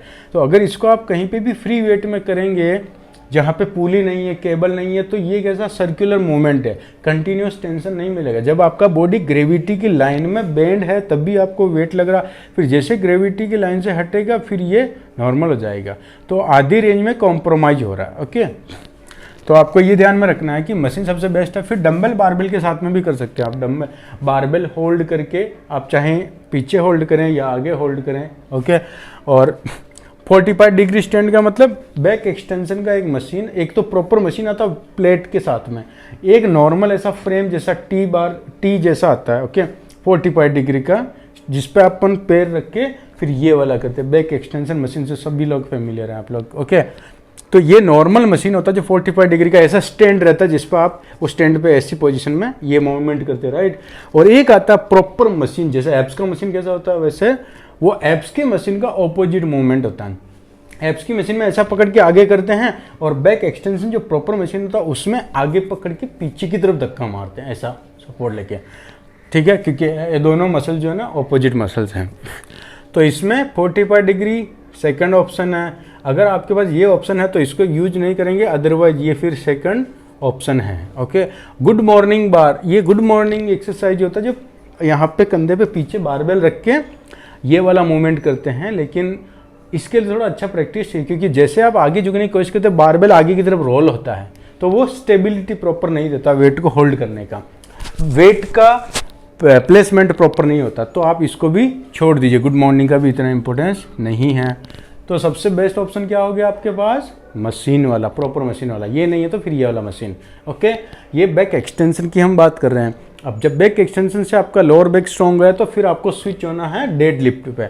अभी डेड लिफ्ट में कितने सारे वेरिएशंस आप देखिए, रेगुलर डेड लिफ्ट, इसको कन्वेंशनल डेड लिफ्ट भी बोलते हैं, फिर सुमो डेड लिफ्ट, ठीक है, रेक डेड लिफ्ट, रेक के ऊपर रख के करते हैं, सिंगल लेग और ट्रैप बार, स्नैच ग्रिप, स्टिप लेग। ओके, अब इसमें से कैसे सेलेक्ट करना कि कौन सा वाला डेड लिफ्ट अच्छा है, ये बहुत ही इंटरेस्टिंग है। तो इसमें आपको चूज करना है रेगुलर डेड लिफ्ट, ये अपना पहला प्रायोरिटी होना चाहिए। ओके, सुमो डेड लिफ्ट क्या होएगा, इसमें आप स्टांस वाइड करते हैं तो आपका हाइट कम हो जाएगा, तो रेंज ऑफ मोशन कम हो जाएगा, ग्रेविटी की लाइन में आपको ज़्यादा स्ट्रगल नहीं करना पड़ेगा। इसलिए ज़्यादातर लोग सुमो डेड लिफ्ट में रेगुलर डेड लिफ्ट की बजाय ज़्यादा वेट मार सकते हैं, ज़्यादा वेट लिफ्ट कर सकते हैं, क्योंकि ये ईजी हो जाता है। जैसे आप ग्रेविटी की लाइन में आपका हाइट कम होएगा, आप ज़्यादा लिफ्ट कर सकते हैं, क्योंकि रेंज कम खुलेगा, कम रेंज। तो जहाँ रेंज कॉम्प्रोमाइज, पाउंडेज इंक्रीज हो गया, रेंज कॉम्प्रोमाइज होगी तो पाउंडेज इंक्रीज हो गया। यहाँ पे कैसा, यहाँ पर रेंज ऑफ मोशन ज़्यादा, जब आप पूरा प्रॉपर बेंड करके उठते हैं तो फुल रेंज में ऊपर आना पड़ता है। दूसरा, ये वाला जो है रेगुलर डेडलिफ्ट, इसमें आपका बॉडी का जो टोर्स, ये जो टोर्सो है, ये ग्रेविटी के एकदम पहले पैरेलल आता है और फिर इसको स्ट्रगल करना पड़ता है। तो आपका जो स्पाइन के जो आजू बाजू वाले मसल्स हैं, स्पाइन के एकदम वर्टिब्रे को कवर करने वाले, मल्टीपिडेस वगैरह, स्पाइनेलिस, उन पे बहुत ज़्यादा लोड आता है। तो उनका क्या काम रहता है, स्पाइन कोलैप्स ना हो, इसलिए उसको इरेक्ट करके रखते हैं। तो वो मसल पे रेगुलर डेडलिफ्ट में ज़्यादा लोड आएगा, क्योंकि आप सोचिए अगर ये पेन है, ओके, इस पेन पे मैं अगर ऐसा कंप्रेस करता हूँ, ऐसा प्रेशर डालता हूँ, तो इसके टूटने के कम चांसेज हैं। लेकिन अगर मैं इसको ऐसे डालता हूँ, ऐसे तोड़ता हूँ, तो जल्दी टूट जाएगा, राइट। तो ऐसे प्रेशर में और ऐसे प्रेशर में फ़र्क है। तो जब आप सुमो डेडलिफ्ट कर रहे हैं तो सुमो में क्या, पैर फोल्ड करके स्क्वाट की पोजीशन में आप ऐसे आएँ, तो ऐसा इसमें अब मैं अगर ऊपर उठता हूँ तो मेरा लोअर बॉडी का जो क्वाड्रिसेप मसल्स हैं, ग्लूटियल है, उस पर ज़्यादा लोड आएगा कंपेरिजन मेरा लोअर बैक और स्पाइन।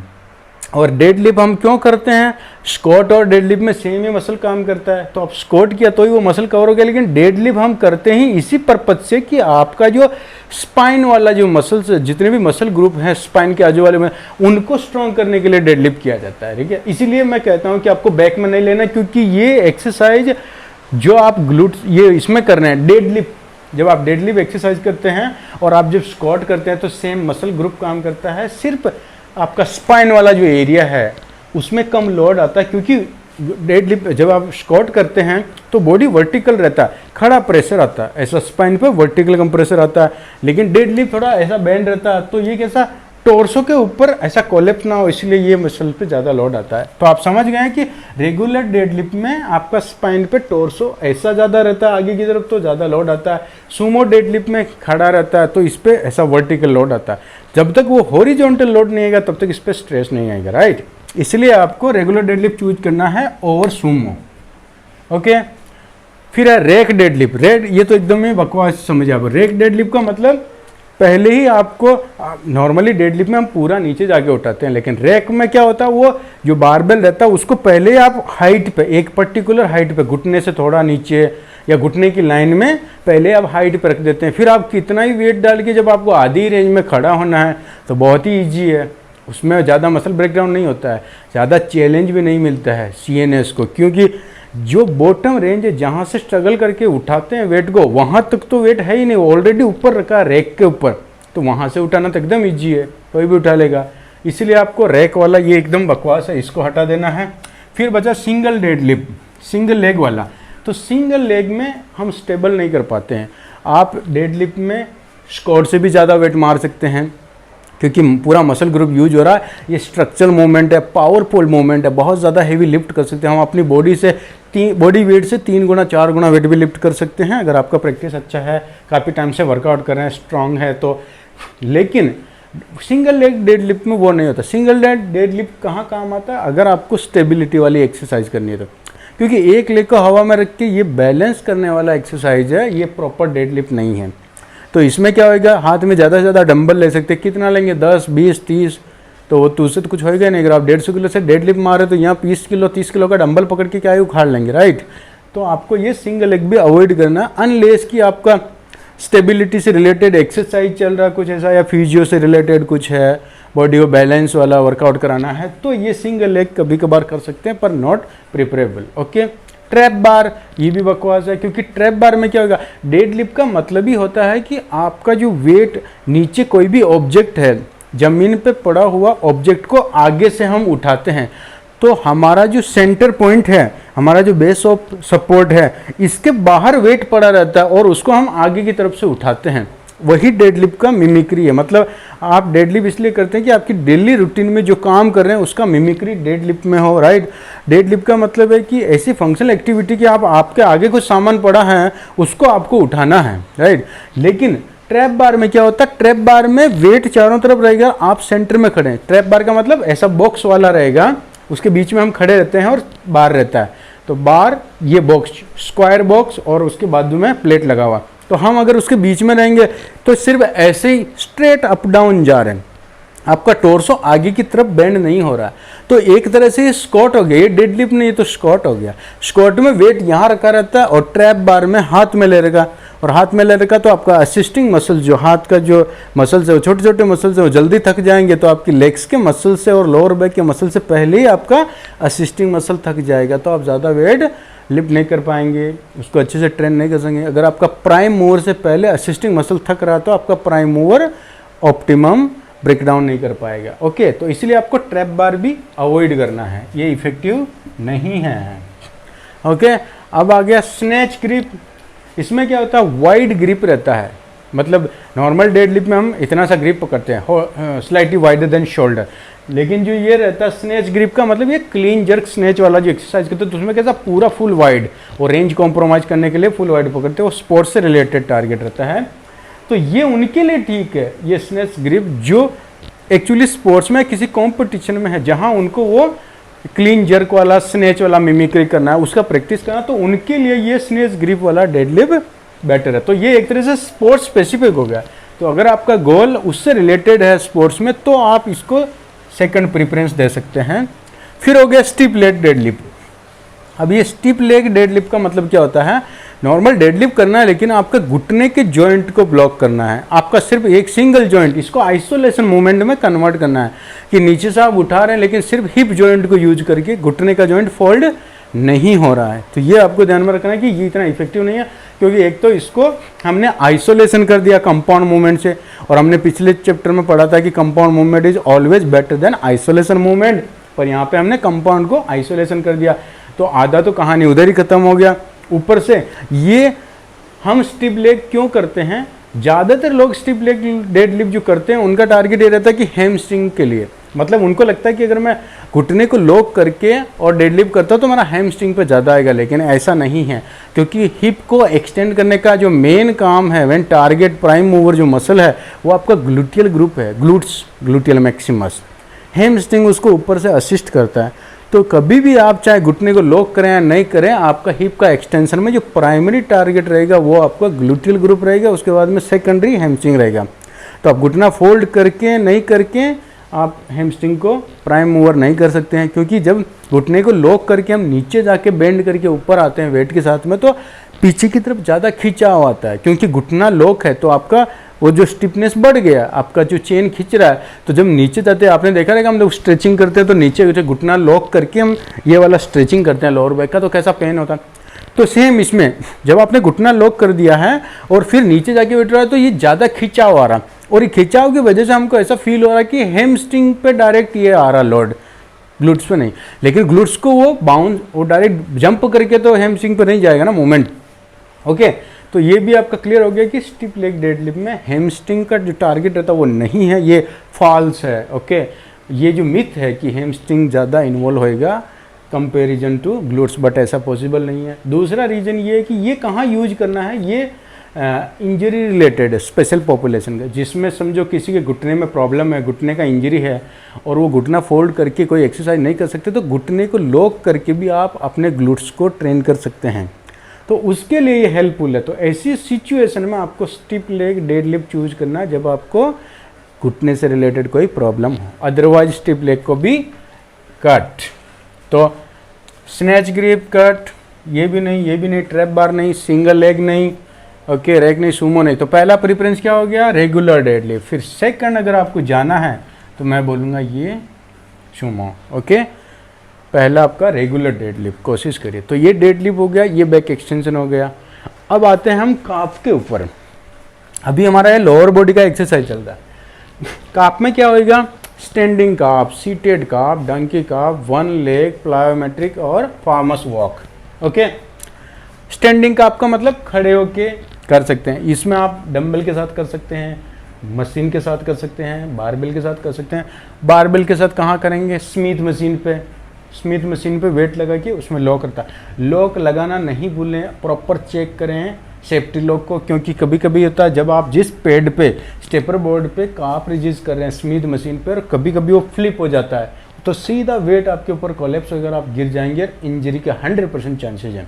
तो आपको क्या करना है, स्मिथ मशीन पे काफ अगर आप कर रहे हैं, स्टैंडिंग काफ कर रहे हैं, तो मेक श्योर कि उसका प्रॉपर लॉक लगा हुआ, सेफ्टी लॉक है, उसको प्रॉपर हाइट पे लॉक चेक करने के बाद स्टार्ट करेंगे। ओके, स्टैंडिंग काफ। लेकिन इसका प्रॉपर मशीन भी आता है। अगर आपको स्मिथ मशीन पर नहीं करना तो इसका हर जिम में नॉर्मली मशीन रहता है कि प्रॉपर काफ का सेपरेट मशीन रहता है, जिस पर आप खड़े होकर ऐसा पकड़ के उसमें पिन लगा के जो वेट वो रहता है, प्लेट स्टैक रहता है, उस पर आप ये वाला खड़े होके काफ कर सकते हो। तो ये अपना स्टैंडिंग काफ, ये 1 नंबर है।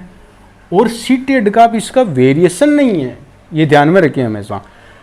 सीटेड काफ एक डिफरेंट मसल को टारगेट करता है। ओके, तो ये जैसे ये फर्स्ट है, ये भी फर्स्ट आप समझिए इसको, ये इसका वेरिएशन नहीं है, इसका रिप्लेसमेंट नहीं है। ये आपके जो गैस्ट्रोनोमियस जो बड़े मसल्स हैं, काफ के दोनों साइड के बड़े मसल्स हैं, ये उसको टारगेट करता है। और ये जो सीटेड काफ है, ये दोनों मसल्स जो हैं काफ के, आपके समझो ये दोनों काफ मसल है, ये जाके नीचे फुट में जा रहा है, ये आपका फुट है। ओके, तो ये दोनों जाके ये इसके नीचे बॉटम में एक और मसल होता है। ओके, सिंगल आर्टिकुलेट मसल होता है। तो ये दोनों का आपका बड़ा मसल हो गया और ये एक नीचे छोटा हो गया। तो ये छोटे मसल्स के लिए सीटेड काफ करते हैं। ओके, इसका भी मैकेनिज्म मैंने एक वीडियो में अच्छी तरह से समझाया कि ये दोनों अलग अलग क्यों करते हैं, क्यों करना चाहिए, कौन सा मसल टारगेट होएगा। ओके, ये सारा डिटेल आपको सीटेड काफ वर्सेस स्टैंडिंग काफ वाले चैप्टर में मिलेगा। उसमें प्रॉपर उस वीडियो में मैंने पूरा डिटेल में एक्सप्लेन किया 10-20 मिनट का। तो आप उसमें जाके देख लीजिए कि दोनों मैंडेटरी क्यों है करना, क्या मैकेनिज्म है। ओके, ये हो गया। फिर डोंकी काफ का मतलब क्या होता है, आप ऐसे बैंड हो जाएंगे खड़े होके और काफ करेंगे, लेकिन पीछे या तो कोई पार्टनर बिठा के हिप के ऊपर, लोअर बैक पे, या फिर कोई वेट रख के, ओके, उसमें ये मूवमेंट करेंगे। तो ये एकदम बकवास है, क्योंकि इसका कोई मीनिंग नहीं है। आप हिप को फोल्ड करें या ना करें, काफ के मसल्स का और हिप के जॉइंट का कोई कनेक्शन नहीं है। घुटने का जॉइंट होता है, समझ में आता है कि काफ का जो मसल्स है घुटने के जॉइंट को भी क्रॉस करा, लेकिन आप तो यहाँ पे हिप को बेंड कर रहे हैं। और दूसरा हिप ऑकवर्ड पोजीशन है, आप बेंड करके यहाँ ज़्यादा हेवी वेट नहीं डाल सकते लोअर बैक पे, ये प्लेसमेंट नहीं है प्रॉपर वेट रखने का।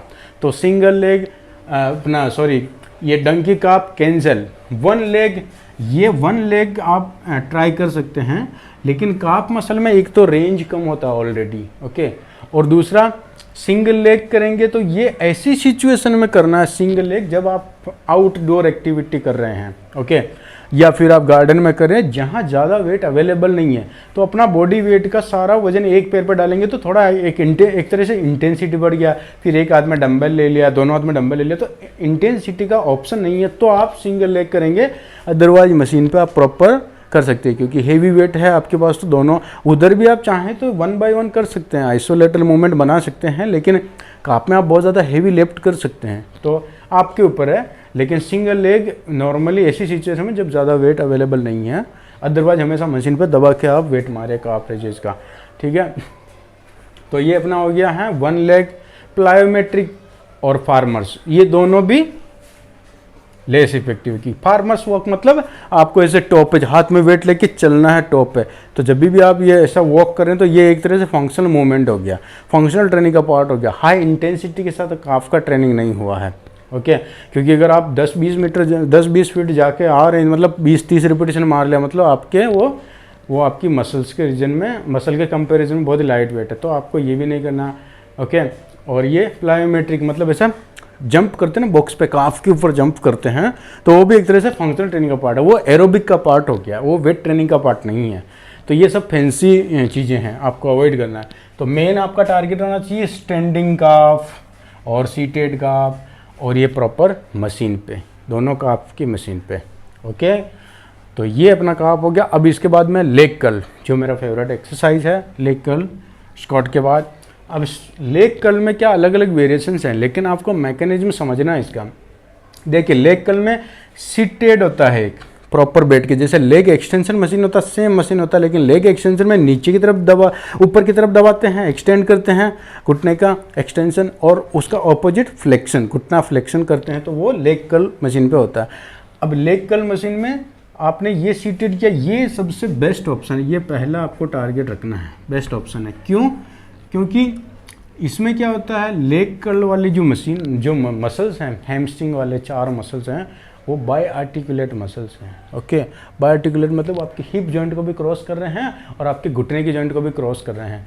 तो जब भी आपका हिप फ्लेक्शन पोजीशन में रहेगा, तो आपके घुटने पे जो मसल्स यूज हो रहे हैं, हैमस्ट्रिंग के 4 मसल डोमिनेंटली वर्क करते हैं, क्योंकि वो मसल हिप का एक्सटेंशन भी कराते हैं। तो अगर आपने ऐसी मशीन चूज की है लेग कर्ल के लिए जहां आपका हिप एक्सटेंडेड पोजीशन में है, फॉर एग्जांपल आप लेटे हुए हैं, तो जब हम लेटे, समझो अभी इमेजिन करिए कि मैं यहाँ लेटा हुआ हूँ, तो मेरा हिप खुला हुआ है एक्सटेंडेड पोजीशन में, तो जो अपना हैमस्ट्रिंग है उसके कुछ मसल इंगेज हैं मेरी हिप को एक्सटेंड कराने में बिजी हैं। तो अब वो मसल या तो इधर ही काम कर सकते हैं ऊपर, या नीचे काम कर सकते हैं घुटने पे।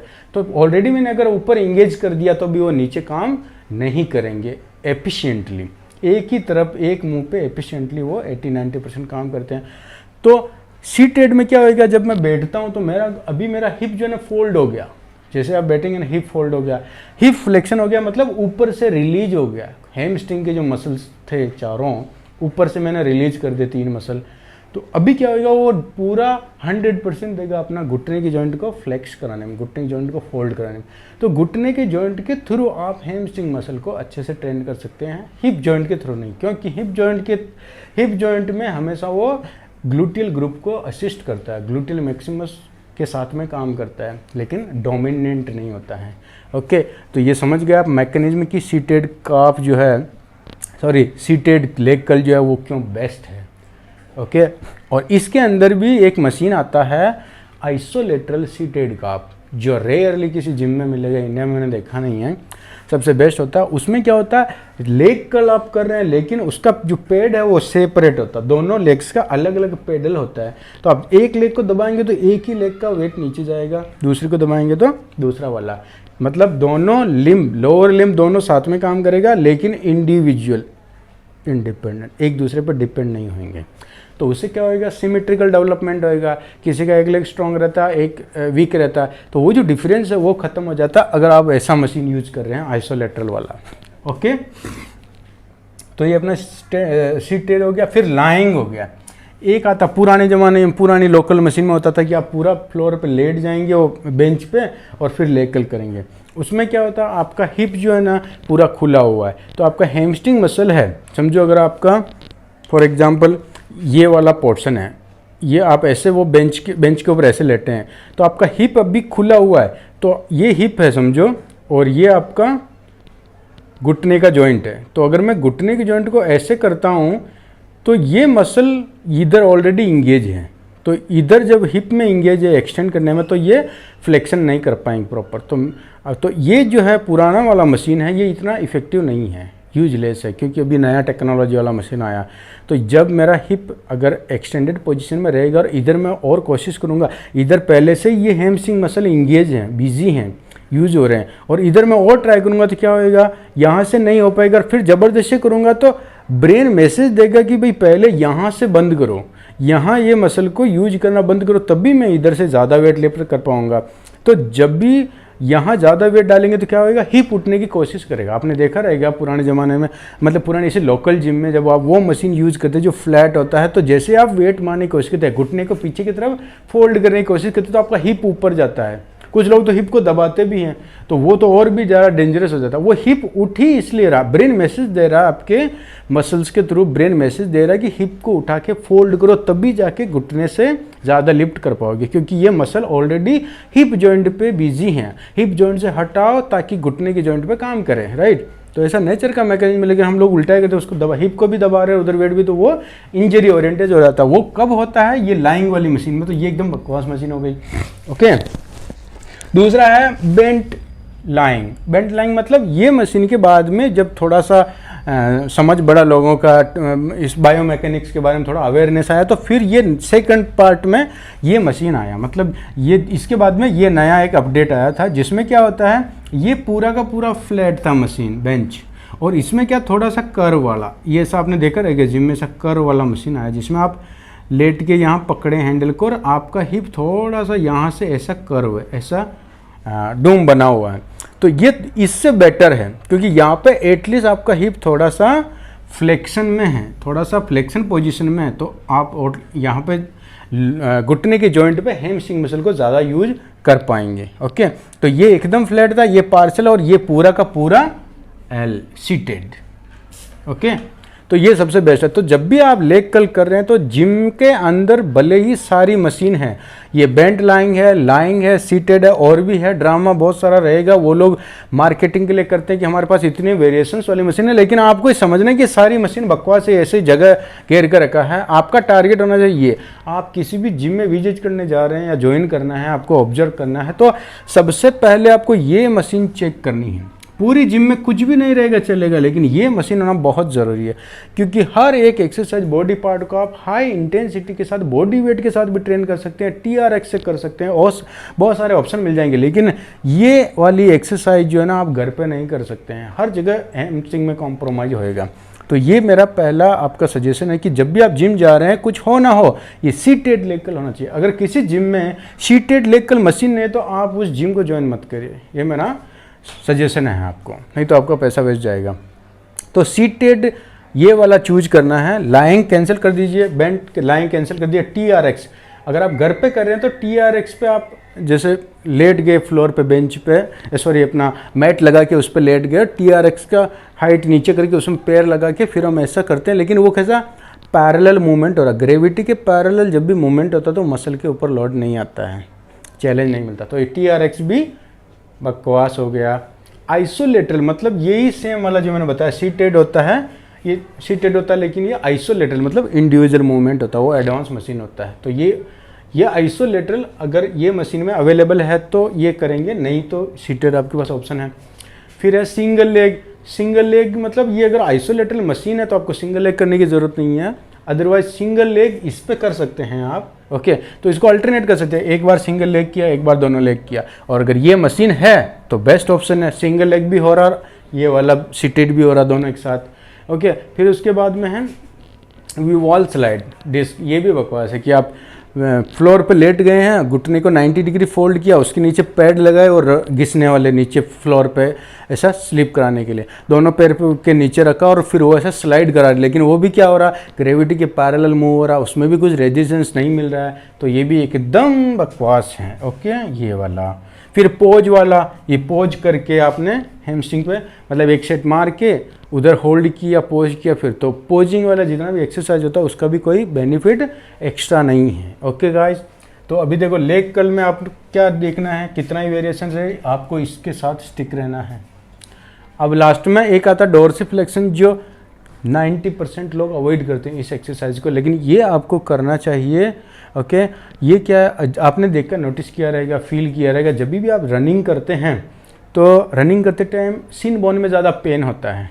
ओके, उसका रीज़न क्या है कि सिन बोन के ऊपर जो मसल है आपका, ओके समझो ये आपका पैर है, ये सिन बोन पे जो मसल है, ये मसल में पेन होता है, ये हड्डी में यहाँ पेन होता है, भागते हैं तभी। ओके, तो इसका ऐसा क्यों होता है, क्योंकि ये मसल कमज़ोर होता है। तो ये जो है डोर्सिफ्लेक्शन वाला, डोर्सिफ्लेक्स करके ये एक्सरसाइज आपके ये मसल को, डोर्सिफ्लेक्सर्स जो मसल हैं, इसको मजबूत करता है। ओके, तो यहाँ पे आगे की तरफ आप हाथ लगाएंगे, सिन बोन के ऊपर प्रॉपर लेयर होना चाहिए मसल का। तो ये मसल को ट्रेन करने के लिए ये एक्सरसाइज करते हैं। इसको आप केबल पे कर सकते हैं, मतलब जैसे पैर को समझो, ये मेरा पैर है, तो ये पैर है, यहाँ पे केबल का वो पुली लगा के फिर ऐसा पैर को ऐसा फ्लेक्स कराने का, इसको बोलते हैं डोर्सिफ्लेक्शन, राइट, ये वाला। तो ये मशीन पे कर सकते हैं, केबल पे कर सकते हैं, एंकल वेट के साथ कर सकते हैं, डंबल बारबल कुछ भी वेट डाले। आइसोलेटर एक ऐसा मशीन भी आता है डोर्सिफ्लेक्शन वाला, नीचे रख के दोनों पैर उसमें घुसेड़ के ऐसा ऊपर उठाते हैं वेट को, उसमें इंडिविजुअल भी आता है और एक बायलैटरल भी आता है। तो ये आइसोलेटरल मतलब ऐसा मशीन हो जिसमें सेपरेट मूवमेंट हो रहा हो। ओके, तो ये अपना हो गया आइसोलेटरल। सिंगल लेग वाला भी आता है, ठीक है। और बायलैटरल मतलब वो पूरा एक साथ घूम रहा, और आइसोलेटरल मतलब 1 बाय 1 आप मूवमेंट करा सकते हैं। तो सबसे बेस्ट ऑप्शन क्या है, ऐसा मशीन होता है इसका डॉर्सिफ्लेक्शन का, नहीं है तो फिर केबल पे जुगाड़ कर सकते हैं। तो ये अपना हो गया है 12-13। ये मैंने सिर्फ मेन इंपॉर्टेंट एक्सरसाइज पिक किया है। इसमें और भी आपको 20-25 और मिल जाएगा सब फैंसी एक्सरसाइज, लेकिन वो सब आपका टाइम और एनर्जी वेस्ट करेगा, आपको कुछ भी प्रोडक्टिव उससे होने वाला नहीं है हासिल। तो आपको ये एक्सरसाइज जो मैंने बताया 12, 13, 15 जो भी है, इसमें से भी आपको सेलेक्ट करना है कि अभी सोचिए ना, आप एक डेड लिफ्ट में इतने सारे वेरिएशन लेंगे तो आपका आधा एनर्जी इसमें चला गया। तो अब ये डेड लिफ्ट करना है, लेकिन इसमें कौन सा अच्छा वो पिक किया, इसमें से अच्छा पिक किया। तो ऐसा आप 10-15 एक्सरसाइज सब में से, अगर समझो मैंने 13 बताया, 13 में से इतने सारे वेरिएशन से लोग सब कुछ ना कुछ करते रहते, अपना टाइम वेस्ट करते हैं, लेकिन आप 13 में से एक मोस्ट इंपॉर्टेंट निकालेंगे, 13 एक्सरसाइज होगा। 13 एक्सरसाइज में आपका लोअर बॉडी सोचिए मजबूती ट्रेंड हो जाएगा एकदम। ओके, तो ये अपना आज का लोअर बॉडी का टॉपिक था। सारी एक्सरसाइज को हमने कवर किया है, और उसमें से कौन सी एक्सरसाइज अच्छी है वो निकालना है, चाहे वो बारबेल के साथ रहे, डंबल के साथ रहे, मशीन के साथ रहे।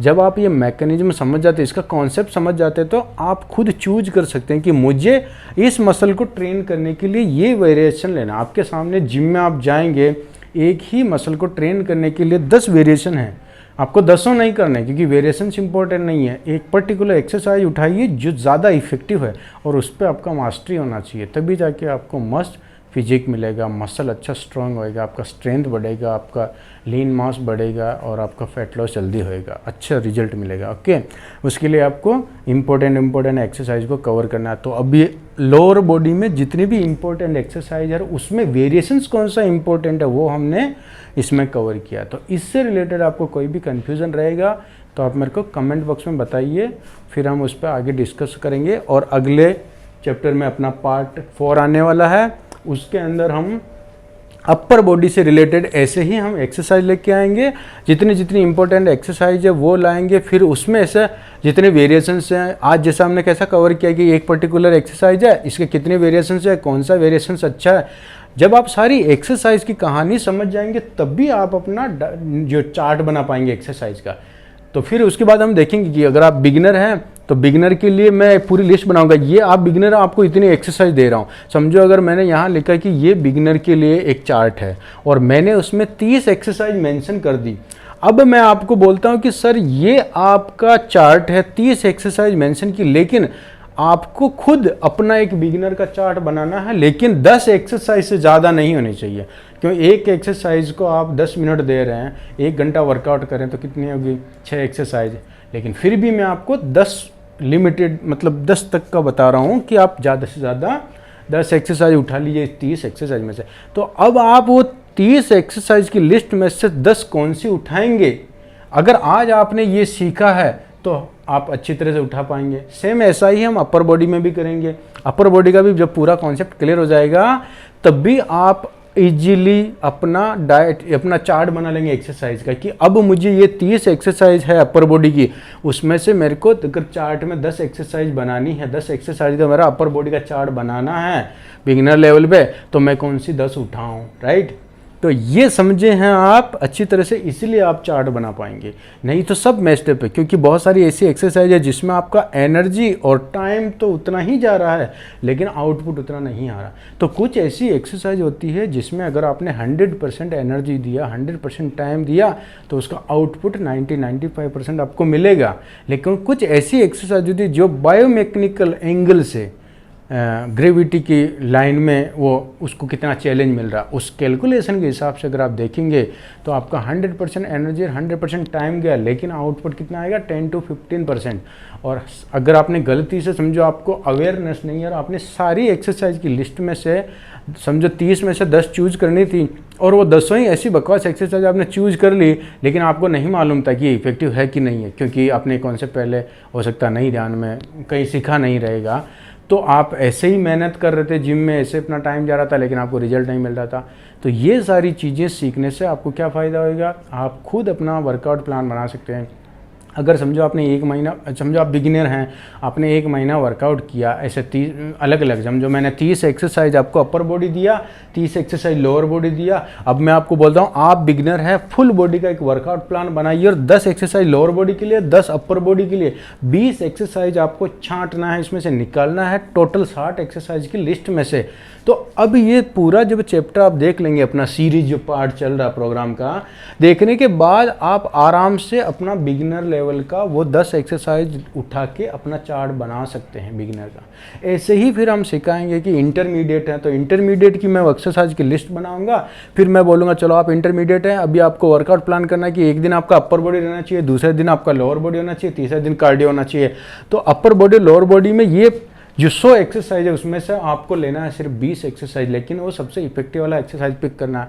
तो अगर आपने कॉन्सेप्ट समझा तो आप 100% अपना किसी भी लेवल का वर्कआउट प्लान रहेगा आप चार्ट बना सकते हैं, चाहे आप बिगिनर लेवल का बनाएं, एडवांस लेवल का बनाएं, इंटरमीडिएट का, सुपर एडवांस लेवल का बनाएं, वो सब कुछ आप अपना कस्टमाइज कर सकते हैं और आप अपने दोस्तों की, फ्रेंड्स की, फैमिली की, सबकी हेल्प कर सकते हैं, दूसरे को गाइड कर सकते हैं। क्योंकि कोई भी जब तक ये कॉन्सेप्ट नहीं समझेगा कोई किसी को गाइड नहीं कर पाएगा, राइट। तो ट्रेनर लोग क्या करते हैं, जो ट्रेनर लोग इंटेलिजेंट है, जो एक्चुअल में सीरियसली पढ़ते हैं, कॉपी पेस्ट नहीं मारते हैं, ऐसे सिर्फ के बाद चलो जॉब के लिए कर लिया, तो वो लोग जब ये सारी चीज़ें कॉन्सेप्ट समझते हैं, इसीलिए तो वो किसी का भी वर्कआउट प्लान बना सकते हैं। कोई भी बिगनर आया ना या जिम में पूछेंगे कितने टाइम से वर्कआउट कर रहे हो, कुछ एक्सपीरियंस है कि नहीं, वो पूरा कैलकुलेशन उसका फॉर्मेट बिठाएंगे, देखेंगे भाई इसका इतना स्ट्रेंथ है, चलो इसको ये बना के दे दो। तो सेम यही तो कॉन्सेप्ट होता है। तो आप चाहते हैं कि आपको किसी कोच के भरोसे नहीं रहना, आप खुद ही अपने कोच बन रहे हैं, तो चलिए यहीं से शुरुआत करते हैं। ओके गाइस, ये सब कवर कर लिया हमने। अभी अपना नेक्स्ट रहेगा पार्ट 4 आने वाला, उसमें हम अपर बॉडी के टॉपिक्स से रिलेटेड सारी चीज़ें कवर करेंगे। फिर उसके बाद में प्रॉपर अपना जो प्लानिंग रहेगा कस्टमाइज करके वो हम सिखाएंगे। Okay guys, thank you so much.